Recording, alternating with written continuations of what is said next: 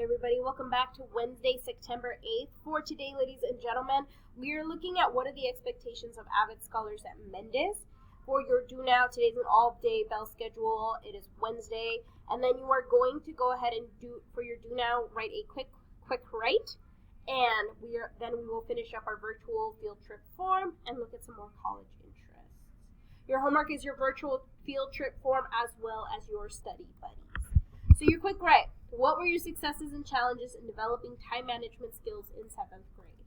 We looked at them, we talked about them in class, then we went ahead and looked at the study buddy page. I showed you guys where that was, and we worked on our virtual field trip college form, which is going to be due the 10th at 11:59 p.m. Just as a reminder as to where that is, you are going to go under our college, you're going to go under college visits and information, Avid virtual college tour. You click it, and there it is. Okay? All right, you guys.